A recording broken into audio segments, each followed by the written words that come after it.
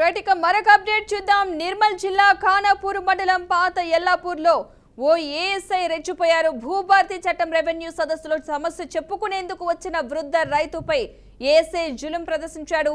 MRO chamber నుండి రైతును బయటకు లాక్కొచ్చి నెట్టివేశాడు. తమ సమస్యను చెప్పుకోవడానికి వచ్చిన రైతుపై పోలీసు వ్యవహరించిన తీరుపై స్థానికులు మండిపడ్డారు. ఉన్నతాధికారులు స్పందించి ఏఎస్ఐపై చర్యలు తీసుకోవాలని డిమాండ్ చేశారు.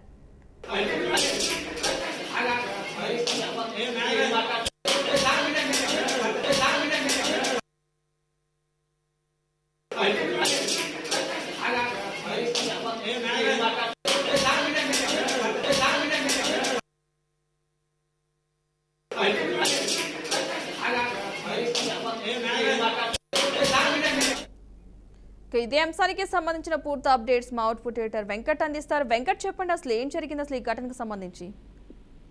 తెలంగాణ ప్రభుత్వం ప్రతిష్టాత్మకంగా తీసుకున్నట్లు భూభారతి రెవెన్యూ సదస్సుల్లో కొన్ని వివాదాస్పద సంఘటనలు జరుగుతూ ఉన్నాయి. పర్టికులర్గా నిర్మల్ జిల్లా ఖానాపూర్ మండలం పాత ఎల్లాపూర్ లో ఈరోజు జరిగిన ఘటన చాలా చాలా హృదయ విదారకంగా ఉంది.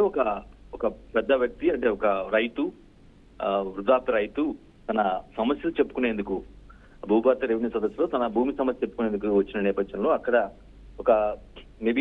జరిగినటువంటి అతను ఒక పద్ధతి ప్రకారం లేకపోవడం, లేదంటే ప్రోటోకాల్ ప్రకారం వెళ్ళటం, రీజన్ ఏదైనప్పుడు కూడా ఏసై ఏదైతే ప్రవర్తించిన తీరు మాత్రం చాలా వివాదాస్పదంగా మారింది. వృద్ధ రైతును పట్టుకుని బలవంతంగా ఆఫీస్ నుంచి బయటికి గెంటేసి ప్రయత్నం చేసి మనం బీఆర్కే న్యూస్ స్క్రీన్ మీద విజువల్స్ మీద ఎక్స్క్లూజివ్ మనం చూస్తున్నాం. ఏ విధంగా అతను ఆ వృద్ధ రైతు మీద ఏ విధంగా ప్రతాపం చూపిస్తున్నాడు ఏసీ అనే అంశాన్ని మనం స్పష్టంగా చూడవచ్చు.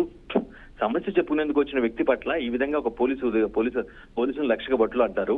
అలా కాకుండా అంత దారుణంగా ప్రవర్తించాల్సిన అవసరం ఏంటి? ఇంకొక విధంగా కూడా ఆయన్ని కూర్చోబెట్టు, లేదా పక్కన కూర్చోబెట్టు, లేదంటే పక్కకు పంపించి చేయొచ్చు. కానీ ఇంత దారుణంగా కనీసం ఆయన వయసుకి గౌరవం ఇవ్వకుండా ఒక వృద్ధ రైతు ఆయన సమస్య చెప్పుకునేందుకు, జనరల్గా ఏంటంటే భూమి సమస్యలు చాలా ఉన్నాయి కాబట్టి వాటిని క్లియర్ చేసుకోవడం కోసం ప్రభుత్వమే భూభారతి రెవెన్యూ సదస్సు అని ఈ కార్యక్రమం చేపట్టింది. సో ఆబ్వియస్ గా అది ఎప్పుడైతే జరుగుతుందో అప్పుడు స్థానిక రైతులు, అంటే స్థానికంగా ఉన్నటువంటి ఎక్కడ జరుగుతుందో ఆయా మండల కేంద్రంలో జరుగుతుందో, లేదంటే గ్రామాల్లో జరుగుతున్నా సరే ఆ చుట్టుపక్కల ఉన్నటువంటి రైతులంతా కూడా వారి సమస్య చెప్పుకునేందుకు వస్తారు. సో దట్ అధికారులు చెప్పడం వల్ల అది సార్ట్ అవుట్ అవుతుంది అనేది దాని ఉద్దేశం, రెవెన్యూ సదస్సు యొక్క ఉద్దేశం అది. కానీ దానికి భిన్నంగా ఒక రైతు చెప్పుకోవడానికి వస్తే చాలా దారుణంగా అతను చెప్పేది వినకుండా పూర్తి స్థాయిలో ఏకపక్షంగా లాక్కుని వెళ్ళి బయటికి గెంటేయడం అనేది చాలా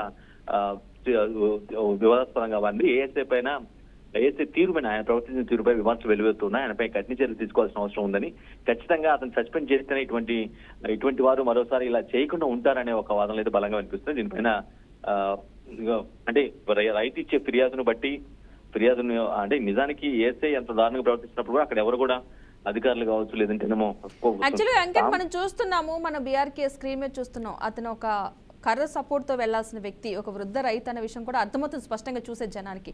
అలా నెట్టివేసినా సరే ఆయనకు సపోర్ట్ లేకుండా నడవలేని పరిస్థితి ఉన్న ఒక వ్యక్తిని అలా నెట్టివేయడం ఎంతవరకు కరెక్ట్ అంటారు? ఒక ఎంఆర్ఓ ఆఫీస్ లో ఒక బాధ చెప్పుకోవడానికి వచ్చిన వృద్ధ రైతును ఈ విధంగా దారుణంగా బయటికి నెట్టివేయడం ఎంతవరకు సమంజసం అంటారు? దీన్ని మనం ఏ విధంగా చూడాలంటారు?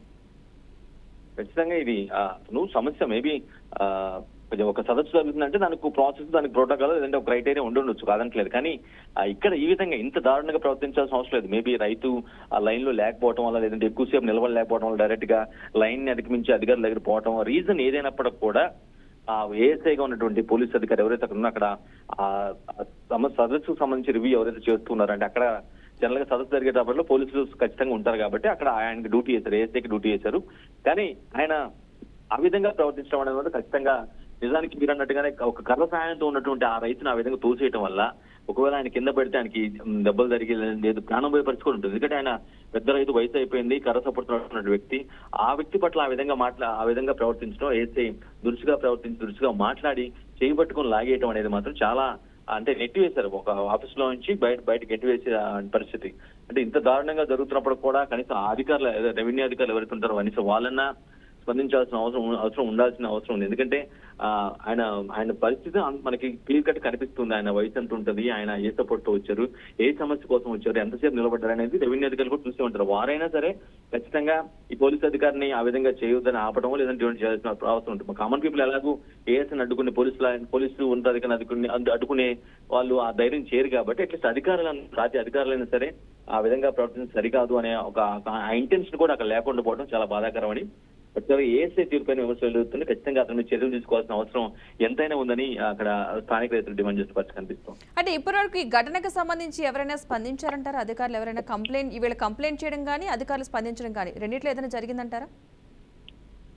రైతు ఇచ్చే ఫిర్యాదును బట్టి నెక్స్ట్ తదుపరి చర్యలు ఉండే అవకాశం ఉంటుంది. అఫ్కోర్స్ ఆ రైతు ఇచ్చే ఫిర్యాదుని కంప్లైంట్ కాపీని ఏ విధంగా స్వీకరిస్తారు, ఏ విధంగా ఏ బేసిస్ మీద స్వీకరించి ఎటువంటి చర్యలు తీసుకుంటారు అనేది కూడా మనం చెప్పలేని పరిస్థితి.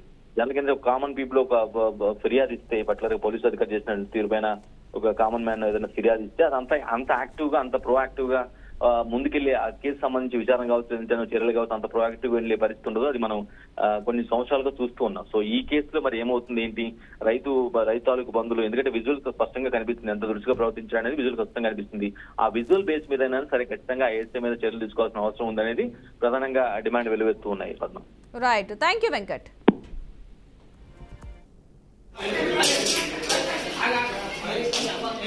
మాట్లాడు